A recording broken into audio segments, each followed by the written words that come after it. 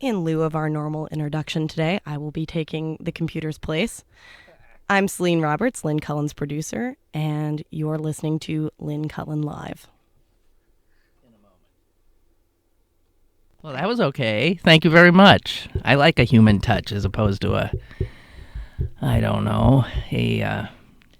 neither here nor there. On occasion, possibly, maybe, we can get the computer to work correctly. Hi, how are you? We made it through a weekend. It's now a matter of making it through the week. It's Monday. It's June 5th. That's the day after my wedding anniversary. Let me see. I think if I were still married, I think this would have been yesterday my 45th. Jeez! How long did you actually make it? We were together, I'd say, about 9 years. Married 7. Yeah. 45! Hey! Whatever. So, guys, okay. My favorite thing of this weekend was when I saw the picture of the man in Canada mowing his lawn. Did you see it? I looked at it and thought, this has to obviously be photoshopped. There is no way this is possibly true. So I said, I patted myself on the back for being, not gullible, and I went on to other things. And then I saw it again, and then I saw it again. And then in the Washington Post this morning, there it was. And I figure they must have vetted it. So their headline was, "Stunning Photo Shows a Man Casually Mowing His Lawn as a Tornado Looms Behind Him." Well, my God, you can't imagine this thing. Look, first of all, as tornadoes go, this one looked like really terrifying. And never mind that you don't think of tornadoes in Canada much. But this guy is... what a family this must be. So the guy's mowing his lawn. This humongously frightening tornado is right behind him, coming straight at his, it'll be a nicely mown lawn. And his wife, as we now find out, awakened by the daughter saying, Mommy, Daddy won't come inside the house and there's a tornado. And who wouldn't? I am just dumbstruck by this. Wouldn't she immediately run and scream at the idiot? Hey, get in here. What the hell are you doing? Are you out of your mind? No, instead she goes to the back door and takes pictures of her idiot husband and the tornado that's about to potentially obliterate them all. I'm glad she did, because it's a hell of a picture. That's one for the ages. And if you haven't seen it, I do recommend it. Apparently, they all survived, and that's that. You'll forgive me, I hope, if I flit around and talk about almost anything but. You know what? Just occurred to me. That photo is like a metaphor, isn't it? It's as we lived our lives this weekend, when Celine went to a wedding and hooked up with old high school friends, and I was out and about as well. And what the hell was that? I have no idea. That was bizarre. Yeah. Oh, well. And we were all living our lives just like the guy mowing his lawn.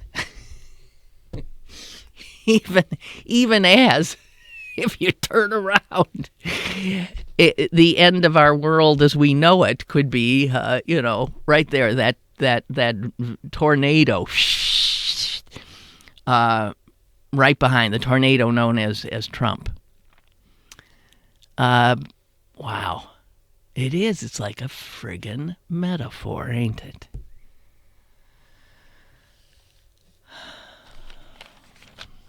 Dare I,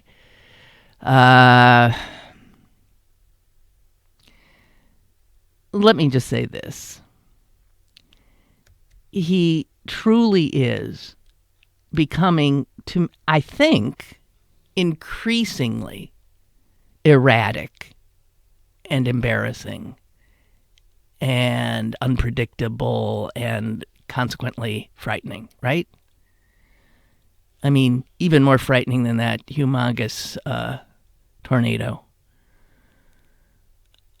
The way he represented us over the weekend with his tweets in regard to the terror attack in London was nothing short of humiliating for us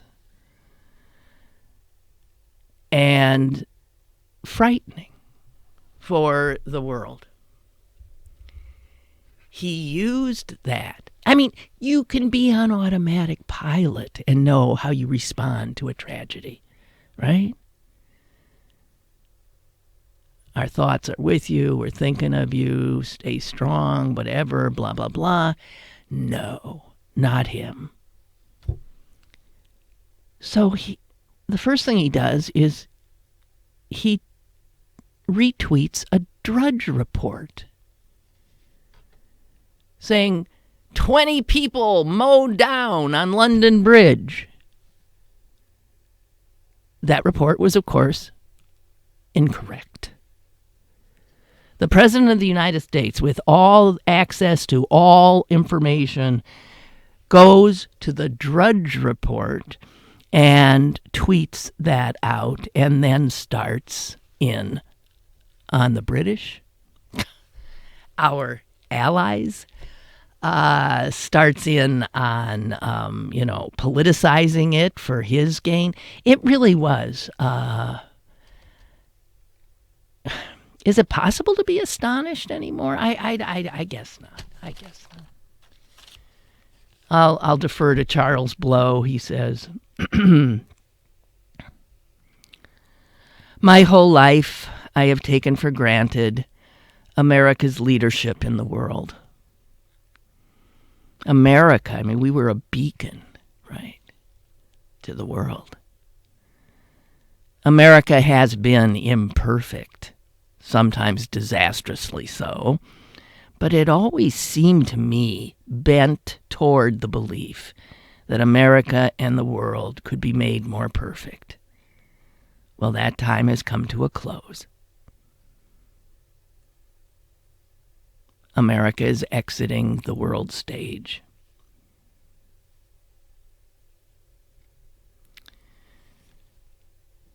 And that is true.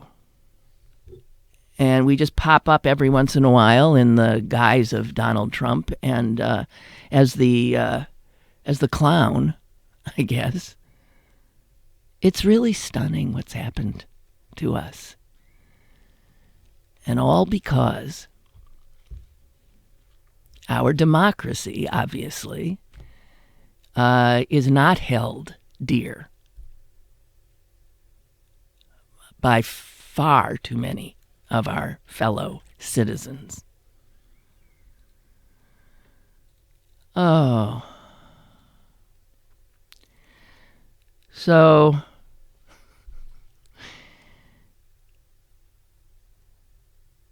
his other tweet, at least 7 dead. This is after he tweeted initially 20 dead.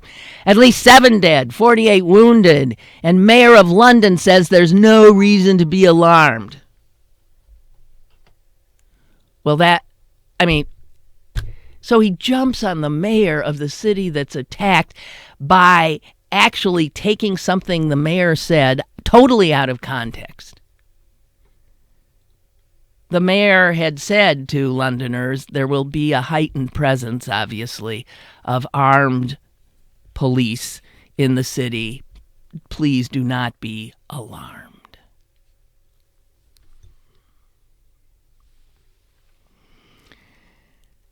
And when the mayor was asked to reply to what the President of the United States said, the mayor of London said,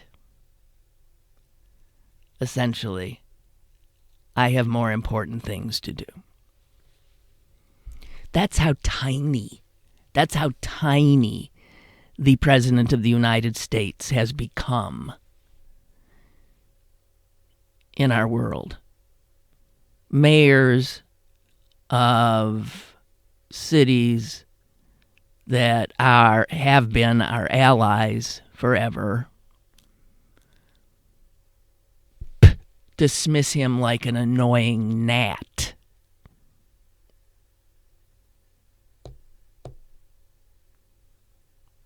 And then he went from that to the next tweet. I mean, if you follow the tweets, you're blown away.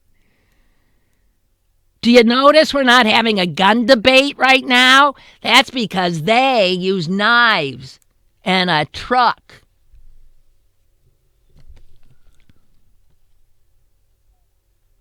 And his point was, what's the point of that? Saying, what is the point of that? Help me here. Help me here that America should not consider gun control because, look, you can kill people with trucks and knives. Is that what he was saying? I guess that's what he was saying. Can you imagine if they had the kind of firepower readily available to them here in the United States? Well, I think maybe the death toll might have been slightly higher than 7.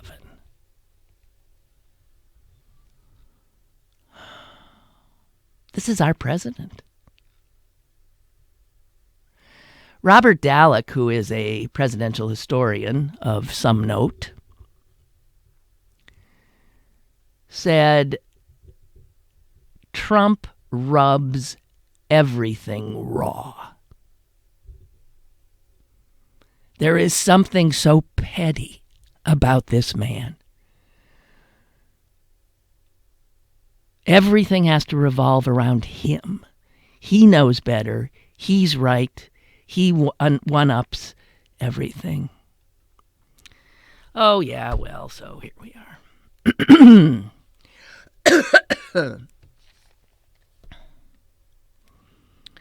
As Charles Blow again says, Trump talks about putting America first. This ain't America first. This is putting America on a path of isolationism and putting our future and the future of the planet in peril by doing so. Because if we exit the stage, others will take power that we have ceded. And others could be Russia. Others could be China. You want to live in a world controlled by those guys?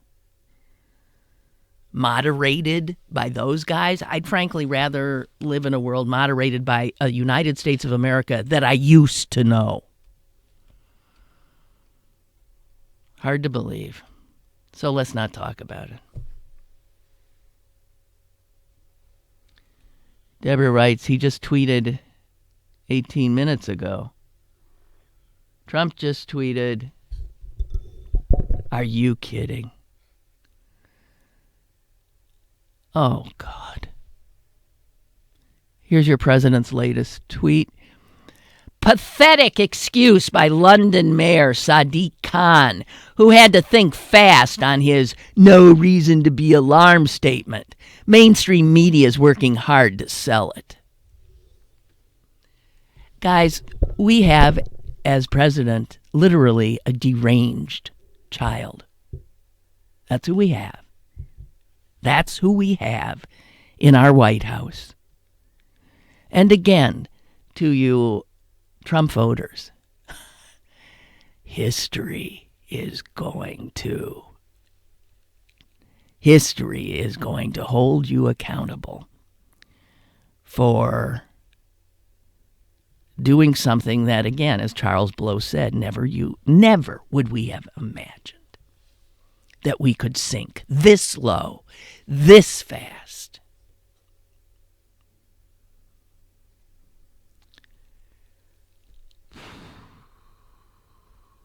Wow. Unbelievable. You don't suppose his animus toward the mayor of London has anything to do with the fact that the mayor's name is Sadiq Khan, do you? Huh? I'm just saying.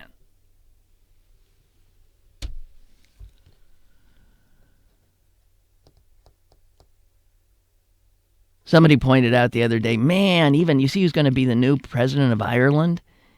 He's gay. This is Ireland.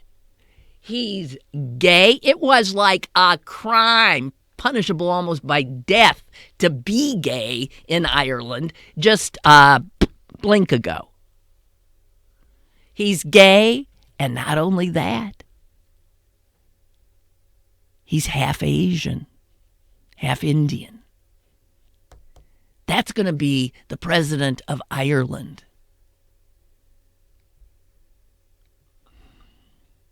Look what we got.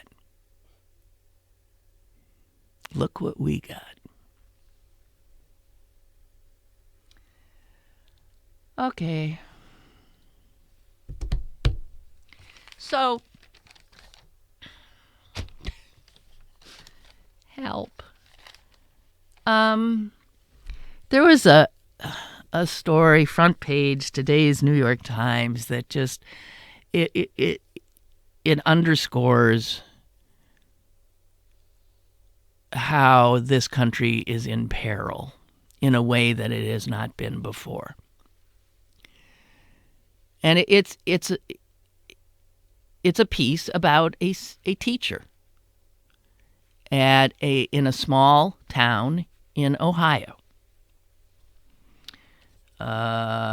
Wellston, Ohio. Not a big city, a sort of little city, a city where people are down and out. It's a classic small town, Rust Belt kind of city, overwhelmingly gave us Donald Trump as president. And this is a story about a guy also from Ohio, but a little bit north of there. He grew up in Akron. And he is a science teacher, and he jumps at an opportunity to take part in a kind of science-focused Teach for America. And he was placed at this high school in Wellston, Ohio, former coal town. And this article is about how the students in his class, and he taught AP, meaning he had the best and the brightest in his class, AP Science, and how those students, many of them, resolutely refused to be taught. It focuses a lot on one girl who he says is clearly, I guess, the brightest. Her name is Gwen Beatty. She ended up dropping his class. She stormed out of it one day, never came back. And what had made her storm out of this AP Science class was that he was showing a documentary,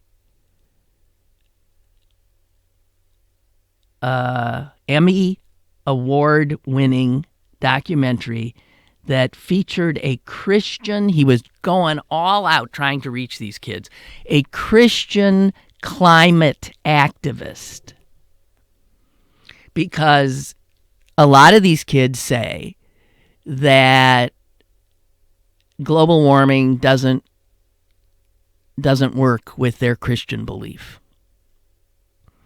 So he finds this documentary, Emmy Award winning, high production values, really well done. And on top of it, the scientist in it is a real strong Christian.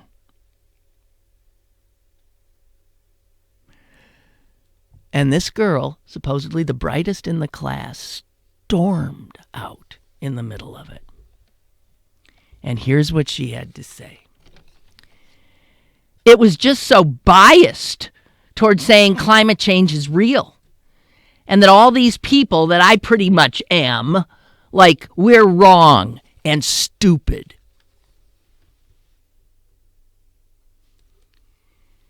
There's something going on here that has nothing to do with science, that has nothing to do with religion, that has to do with people staking a claim somehow. Well, I'm trying to understand this because this girl is representative of where we are as a country. She literally will not stand for listening to anything that attempts to pull her away from a belief she has. And any effort to do so is telling her she's stupid. You see the complaint there. All these people pretty much saying that I'm wrong, people like me are wrong and stupid. Can you imagine? I mean, what's going on? That think of yourself in a classroom and you're learning something and it's shocking to you or it's surprising or, man, I didn't know that. Is your reaction that, don't you try to tell me something? You calling me stupid? I mean, what is the mindset there? And this girl's supposed to be bright. And then I think the reporter nails it. And I want to read to you these few sentences. Might even just be one sentence. Two. In Wellston, that's this Ohio, a former coal and manufacturing town, seeking its next act, rejecting the key findings of climate science can seem like a matter of loyalty to a way of life. Under siege. I think that's it. And maybe that explains why, Trump can come and say, I'll bring coal back. And even though, somewhere in their heads, they got to know that's not true. You stick to your people. You stick with them and everything you knew and know. And don't tell me that everything I know is dying. And then I'm stupid for believing in it. There's some kind of, I hope the psychologists have a whack at this. The anthropologists have a whack at this. Because what we are seeing in real time is sort of a dissolution in our own nation of any respect for reality or acknowledgement of it. And if you try to teach somebody something, then you're calling them stupid. And you're denigrating them.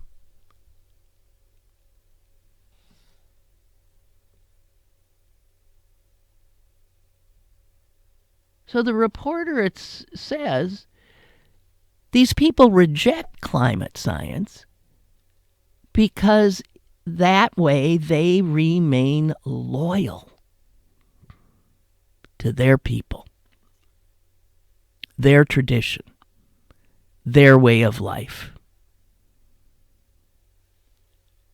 Wow. The reporter says, originally this kind of climate denial stuff was tied to economic self-interest, right? We don't want to say that human beings and carbon have anything to do with this because, yiko, I own a coal mine or I own oil refineries. And so a lot of the anti-science propaganda that helped create this disaster, much of it coming, by the way, from the Koch brothers, funded by them,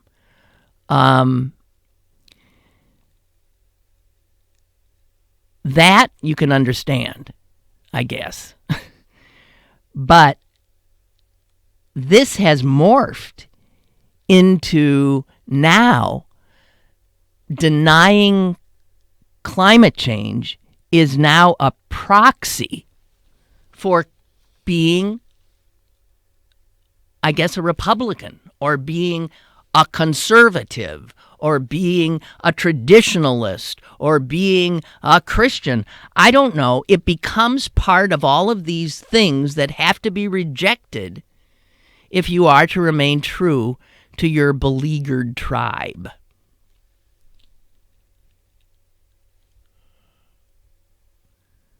So it's now all that climate science denial that you can't figure it out, a proxy for conservative ideals of hard work, small government, and what people here call self-sustainability.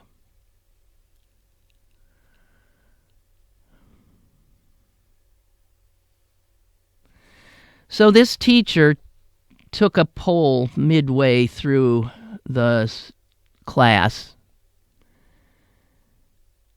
There's 17 students in his class, and 14 of the 17, let him know in the poll that their parents thought, at best, he was wasting their time. One said, "My dad says you're brainwashing me."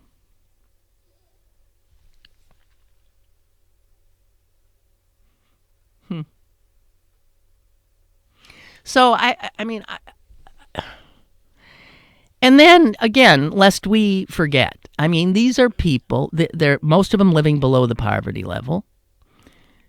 And this one girl couldn't afford $2.40 a day for her lunch money. They flesh out some of these kids, and they're living in another world than we. And they do feel denigrated by us. And I can understand why they do. But good God. Good God. Staking your claim with being ignorant. Proudly, stubbornly staking your claim to saying, I will not listen because this denigrates my way of life.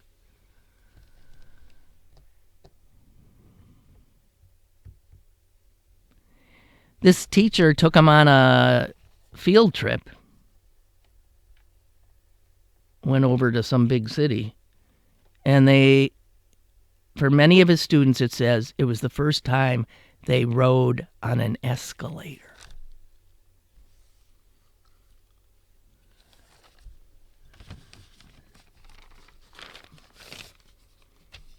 Good God. Okay. Joe, go ahead, please. Hello. Hi. Hi. When you were talking about a scientist, I don't know if you noticed this when you read the articles and television, and it seems like they'll say there's a lost civilization, and then they'll just call it a myth. It never existed. But then they'll find it later. But they don't want to. The scientists have only so many pieces of the puzzle, but they'll get another piece. It doesn't fit their criteria, so that's they throw it aside. They even hide it to where it's showing that we civilizations go way, way back, further than they can even say, But it doesn't fit their criteria, so they throw it aside. And then they have that carbon dating where they're telling how long this person back 70,000 years or whatever, where they'll find skulls that were exposed to radiation, which alters that, DNA, whatever it is. And So, Joe, what are you saying? Joe, what are you saying? You saying that scientists don't know what they're talking about, and there is some kind of scientific conspiracy? But if it doesn't fit their writings and their teachings, they throw it aside on a lot of that stuff. I'm saying that they have proof that, and they won't admit it, that there was nukes way, way back. Oh. So there's something more than, and either they're trying to cover it up for religion or where we came from, the government's covering up, whatever you want to say it is. It's slowly coming out. More things are being found, but they put it aside, and it's happening all the time. They ignore it. That does not fit what we believe. Where the hell are you getting this crap from? No crap. Well, and yes, and what source that you believe tells you that there were nuclear weapons? In 2000 BC or something? Who told you that? Well, you don't watch the shows I watch, so I'm not going to bring it. Who told you that? What shows? Ancient Aliens. Now I know you don't believe in that, but there's so much evidence on that show, and these people aren't bullshitters. They research this stuff. They found skulls that don't have the suture, doesn't have that. There's elongated skulls. They have bones of giants that have been put across. They were given to the Smithsonian. It's hidden. There's a lot of things that they do not. It doesn't fit our history, what they write. So they don't want that. They only get so many pieces of the puzzle, but they don't want them other pieces. They throw them aside. They don't look at the whole picture because they want to cover up something. They don't want to change their criteria, their history of how they wrote things, their beliefs, whatever their teachings. I don't know what you want to say it, but there's more to what they come up with. All right. I'm not saying they're lying. I just think they ignore a lot. All right, Joe. I don't know. You don't believe that stuff. Totally not. No, and if you think just because a show calls itself a science show, it's pure entertainment. But when you have the actual evidence there, nobody's debunked. How do you know? What? Okay, all right, whatever. Listen. Okay, all right. How do you you believe what you want to believe? Okay, that's how we live these days. Everybody believes what they want. Even that show, they show that you get different readings and I don't know. Okay, all right. Goodbye. Okay. Goodbye. Upsetting. Thank you. I think it's like I think I've told you. My dentist once said that he thought, Adam and Eve were aliens, and I just Jesus Christ, oh God, Tim, hey Tim. Hello. Hey. Hi. Hi. I think I missed a good exchange. I was a couple minutes behind, and I missed what Joe was saying. Oh, no, you got enough. You heard enough of it, I think. I don't know if I did, but what show was he talking about? What an Aliens? What show did he say it was? Okay, never mind. Ancient Aliens. Yeah. Oh, okay. All right, never mind. No, I was just thinking about, I remember growing up in one of those places like that. And I think whenever me and my siblings all decided we were going to college, my family was pretty thrilled. And I don't understand. And people that I've met in West Virginia whose kids weren't going into the mines were going to be pretty happy. So I don't understand this switch that we're told that these people all want their kids to go into the mines. I don't understand. It's something, isn't it? I mean, Tim, the world's upside down. It is. It doesn't make sense anymore. You're right. So during the week, I'm up around Clearfield, Pennsylvania, Uh-huh. and Clearfield has an ethanol plant for gasoline. And everybody who I've ever discussed it with here refuses to buy gasoline with ethanol in it because it would support Al Gore. I'm like, well, wouldn't it support your neighbor that works at the ethanol plant? And they don't care if all those people lose their jobs. All right, But Tim, no. we're doomed. Okay, we're doomed. Yeah. Especially because I think the first person I remember mentioning ethanol was W. Bush. Oh, dear God in heaven. I don't remember Al Gore heaven. ever discussing ethanol. No, because frankly, ethanol is environmentally not correct. Coming from corn, and it's whatever. I don't. My I understand that. God, my God, what have we come to? Yeah, no, I mean it's bizarre. And the other thing, I'm probably getting way off track, but there was in a discussion with a conservative a few weeks ago, the usual one where they deny that anyone in the United States is hungry. Oh. So I was thinking about that little girl that you said they didn't have $2 to buy lunch or whatever. Right. But like according to this guy, there is not a single person who has that problem in the United States. Well, Tim, as far as I could tell, I think he thought the entire planet. Oh, right. Nobody's starving because that's what he needs. He needs to think. And, you can think whatever you need to think so that you feel good and are not troubled by any chaos that may appear to be happening outside your window. Tim, I got to move on because I got other callers, but thank you. All right, thanks. Thank you. Bye. We've got John. John on the line. Hi. Lynn. Hi. Hi, Lynn. Hi. Yeah. Hi.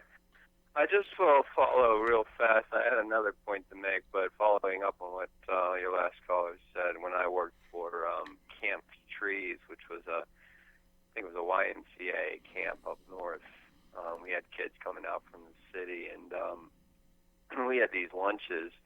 This was sponsored by the YMCA, so these were kids from, disadvantaged backgrounds sometimes, some of them. So they mixed it up with kids who were not.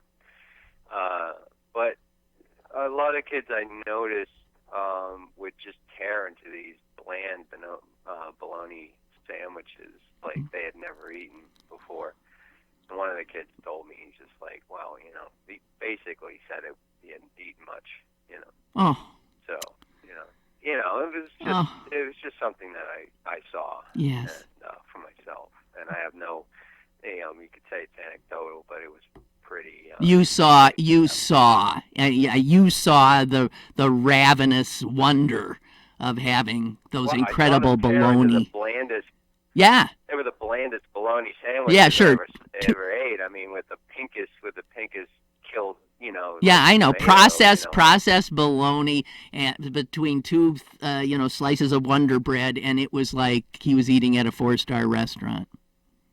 Something like that, yeah. Yeah. So the thing I was going to call about besides that was just that, I'd had another one of these conversations the other day, and it strikes me again and again that there's no type that you can pin this kind of thinking on. That I find that, in general, what runs through it, for intelligent people I know who have got things on the ball and they have a life and career or what have you, they have going concerns, is sort of this lazy thinking, this lazy cynicism, and anything they can hang their hat on is the phrase I always use to anything they can hang their hat on to dismiss, like this guy. Climate change came up, and he's like, it's all a money gaming scheme, blah, blah, blah. And then he cited that, remember that British investigation between British study and Penn State, and it was investigated. And I'm like, that was debunked 8 years ago. Yeah. Scotland Yard investigated it. The House of Lords investigated. I'm like, what do you... But you just hang your hat on that, and you're like, and then you walk away. Right. And it's this lack of engagement with, or it's like I dismiss it and I walk away, and I think that it's hard for me to emotionally get myself to a point to talk, and people have advised that you just need to say why do you think that? How did you come to that? Just be Socratic about it. And it'd be more productive, because then you get them to sort of, if you're not judgmental and you're not attacking, then they can sort of examine their own assumptions, I guess. I don't know. Yeah, well, I'm sure you're right. I'm sure you're right. It's hard though to be dispassionate when somebody is spewing It's hard. No, nonsense. Yeah, go ahead. Yeah. Well, I flip out. I start me flipping too. out. My blood pressure shoots up. Yeah. I go lizard brain. I know. Me too. It's not helpful. But hey, No. thanks for the call. Appreciate it. Thank you. Yes, okay. Bye-bye. Bye. I just want to catch up on some emails here. Henry writes, Trump's tweets serve three purposes. They serve to retain his base, they serve his ego, and they profess alternative facts. And apparently there is no one close to the president that can control him in these tweets, obviously. And if he takes no advice from his advisors, what does that mean for a president with his fingers on the nuclear code? The New York Times reported that Trump didn't give the NATO address that was written for him. He's gone rogue. Right, I heard that too, that he blindsided his own people by refusing to, come out and say that the United States stands with you. We will be there in a minute, blah, blah, blah. Yeah, he blindsided his own people. Why would anybody want to... William writes, an insight hit me this morning. Excuse me. One thing that fundamentalists may not come out and say in so many words is basically earth equals man. A friend of mine passed along a line from 2 Corinthians. Earth has no sorrow that heaven can't heal. Wow. Fundamentalists, he says, seize on this as an excuse to say that God will always save the world. My friend, a scientist, points out that Earth's sorrows do indeed heal. Throughout millions of years of natural history, there have been vast extinctions, and the Earth was largely uninhabitable in any way we humans enjoy today. The problem is that today, humans, it's we humans who are Earth's sorrow. Wow, that's profound. Fundamentalists refuse to understand this because for them, Earth and man are inseparable concepts. The earth and its seas and its grasses are formed on the 3rd day, and people appear on the 6th. That's barely 2 days, the equivalent of a weekend, that their concept of earth waits in breathless anticipation of our immediate great arrival. The idea of earth as something having nothing to do with us, of earth as its own thing, in its own right, for its own sake, is incomprehensible to them. Man is God's favorite pet, and earth is simply God's terrarium for us. Anything goes wrong, pet keeper God will fix it for us. If the terrarium goes, it's only because we've been raptured. Earth is exclusively for us. God runs it, so we are allegedly forbidden to worry. But we should worry because the earth has been uninhabitable before, and it can become that once more and then recuperate again after our passing. Wow. Well done. And Ruth, Lynn, I really miss a pleasant present. Ruth. For those of you who don't know, that was a little shop on Murray Avenue in Squirrel Hill that was a longtime advertiser on this program. And, Michael would have been going nuts with, okay. All right. We have a caller. Who is this? Dave. Hi. Hey, Dave, you there? Hello. Hi, Dave. I'm here. about how it's an identity thing. These beliefs they are not intellectually satisfying by any stretch of the imagination, but they believe them just like they believe Noah's Ark. It doesn't make any sense, but they have to maintain this orthodoxy of crazy beliefs, or they're thrown out of the tribe. They're not there. God gave us the earth to exploit. My sister's one of these crazy whacked out. She's so far to the right, it's just nuts. God gave us the earth to exploit, so it is spitting in his face if we don't suck every ounce of oil out of the ground that we can, if we don't burn down every tree. As far as the planet is concerned, we can't destroy the planet. The planet doesn't give a shit if it's a snowball or a ball of molten rock. It doesn't care. That's right. Just how uncomfortable are we going to make it for ourselves? And they honestly believe that, like I say, we are spitting in God's face if we do not exploit every little thing out of the planet, because God will put it back. That in my sister's mind, we actually have an unlimited supply of oil because God will put it back in. I don't know how whacked out she is. I mean, this is when my family suddenly became terrified. We were all sitting around having a big family dinner, generations, multi-generational. And if you remember back in 2004, two things happened in the fall of 2004. President of the Ukraine, a guy named Viktor Yushchenko, was poisoned by the Russians and became very disfigured, very, very sick, but he did not die. Correct. Simultaneously with that, a couple of weeks later, there was this big earthquake off the coast of Thailand or whatever it was, and it sent a big tsunami across the Indian Ocean and killed hundreds of thousands of people. They are connected to my sister. Viktor Yushchenko, of course, was the Antichrist. There's always an Antichrist involved. And when he did not die, the planet shuddered.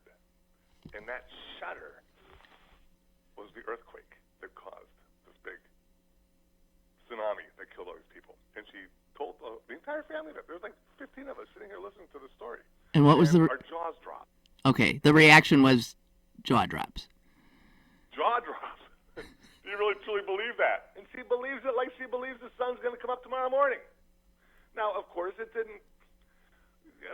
I don't know how they live, because this guy's the Antichrist. Well, it turns out Bill Clinton's not the Antichrist. Oh, well, then must be Al Gore must be the Antichrist. Well, Al Gore's not the Antichrist. I thought Gorbachev was the Antichrist. Yeah, I mean, the Antichrist, Barack Obama, I believe, was the Antichrist. Right. And of course.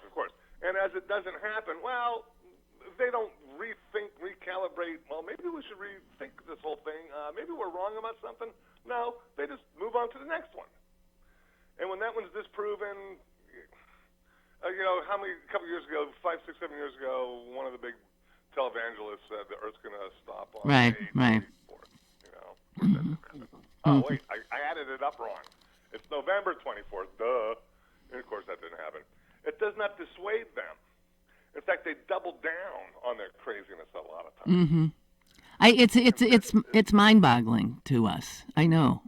And then you have these shitty, stupid TV shows on like Ancient Aliens, which is doing far more harm to this country than it is doing any good, because it is entertainment. It is not science. It is not educational. Right. And shows like that are doing so much harm. Searching for Bigfoot, okay? Well, they've been doing that for 6 or 7 years now, right? Haven't you found him yet? What does that tell you? Maybe he's not there. You mean, Anyways. All right. But maybe the Loch Ness Monster is there. I don't know. All right, you. God help you. I had to get that off my chest. Thank you very much. Bye. Let's go, Pens. Yes! Bye. Oh, my God. Ansel writes, you were trying to make sense of Trump climate policy earlier, but like any policy change in this White House, it only makes sense if it meets these criteria. 1, does it help erase Barack Obama from history? 2, does it piss off liberals? 3, does it help Trump retain his base? You're absolutely right. That is it. If it pisses people like me and you off, they are on it. They're on it with anything. They're on it. They hate our guts. They hate Barack Obama. They want to erase, and they're doing a hell of a job. Doing a hell of a job. Unbelievable.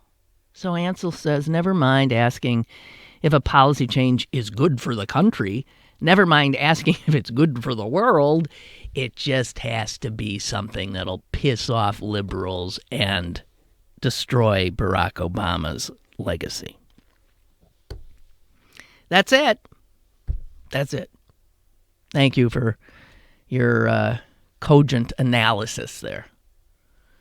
Ray writes, the anti-homosexual laws in Ireland came from Great Britain in the 19th century. They ceased to be enforced after the Irish Constitution was adopted in the 30s and were repealed completely over 25 years ago. Well, that's why I said the blink of an eye. Whatever. I mean, Ireland now is about the most anti-Catholic country you can. It's so bizarre.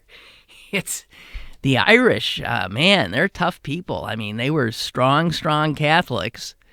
But as soon as all that stuff came out about all the priests there and, you know, the orphanages and the homes for unwed mothers, man, the Irish are unforgiving, aren't they? They withdrew their ambassador from the Vatican.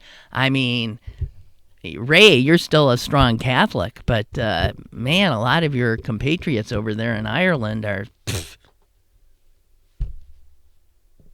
they ain't forgiving the church, which I find interesting. Okay, so as long as we're talking science, can I just quickly do this? This is a book review, but it fascinated me. And it's called The Seeds of Life. And it is about that question of where do babies come from? And you know what?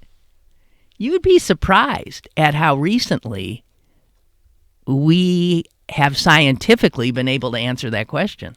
You'd be surprised. It really wasn't until the latter part of the 19th century. Before that, there was it's fascinating history here, scientific history. I will just share with you that who's the guy with the microscope called Leeuwenhoek? Is that how his name is pronounced? Anyway, 1677. Get this. In 1677, a Dutch civil servant named Antony van Leeuwenhoek rose from his bed immediately after intercourse with his wife. He rushed to his study, lit a candle, and examined a drop of his semen with his microscope. In shock, he watched as what he saw as tiny eels darted this way and that. So here's a guy who was curious about what was exactly in that semen, and he sees sperm. He was the first to realize that these little animals, as he called them, existed in the semen of healthy men and were a crucial part of reproduction. But it would be almost 200 years before anyone could answer the most fundamental question, how are babies made? So he sees the sperm, but he still can't figure out what their role is in making human beings. And they go back all the way to people who are always trying to figure Aristotle, a smart guy, I believe. He believed that a human baby was initially formed from the man's semen being curdled by the woman's menstrual blood. Sort of as rennet acts upon milk to form cheese. All right. Well, it turns out that wasn't right. By the middle of the 1600s, the English physician William Harvey, who discovered that the heart is a pump circulating blood around the body, Harvey was arguing that all mammals, including humans, came from eggs inside the mother. Ex ovo omnia, he said. From the egg, everything. Ex ovo omnia. Well, people thought he was out of his cotton-picking mind. Are you saying humans come from eggs? But so that night after having a good time with his wife, 1677, Leeuwenhoek saw sperm. He was convinced that eggs had nothing to do with conception. Instead, he believed that these little eels he saw burrowed into the uterus and they grew into babies, just as apple seeds placed in the ground grow into trees. And so this sparked a long-running scientific debate of those who believed that people came from eggs, the ovists, and those who thought they came from sperm, the spermists. And then somehow, somewhere, somebody must have said, duh, could it be that you're a little right and you're a little right and they come together and this is what you get? So by the mid-1800s, now we're into the 1800s, scientists had realized that all plants and animals are formed of cells and that all cells come from other cells, division. And if sperm was a cell and eggs were cells, then they could be seen as equally important in building blocks of new life. So it was not an egg or sperm. It was, in fact, both. It took until 1875 for any scientific observation that this was, in fact, true. So it wasn't until 1875 that a scientist actually could look and say, wow, look at that sperm, penetrate that egg, and then look, boom, at what happens. And that guy was not looking, his name was Oscar Hertwig, he was not looking at human sperm and eggs, he was looking at sea urchin eggs. But under his microscope, he clearly saw. Suddenly, he says, the two nuclei were in contact, and then, before my eyes, they fused into one. So there you have it, guys. Just wanted to say, scientists. Takes a long time. Yeah, they go down blind alleys, but science ultimately keeps moving forward. You betcha scientists get it wrong a lot, but they keep coming. And eventually, when someone breaks through and can show this is what happened. I suppose these folks that we've been talking about today, they might say this is not what happens. Do they say that? That sperm don't go into eggs and create they believe that's science now, huh? They were capable of growth at one point. Oh, I got 1 minute. What? John, I got a minute. I'm sorry. I just got a minute. No problem. I will catch you on another. Oh, you can't do it in a minute. Okay. Okay. I'm sorry. Thank you. All my best to you. Okay. Best to you too. Bye. Sorry. I just had to get that in. Okay. I think we're pretty much, done. So, there's a guy getting dressed right outside the window. Did you see that? No. Here, he just did. I hope he oh no, he's just going to put a hat on over that hair. And he's going to put his little, God, I'll tell you, the human parade outside this window is something else. Mm-hmm. It's something else. A little daunting, to say the least. Okay, thank you very much. Go Pens, go Pens, go Pens, go Pens. And tomorrow with my sister. See ya. Okay, folks, that's it for today for Lynn Cullen Live. We'll be seeing you tomorrow at 10 a.m.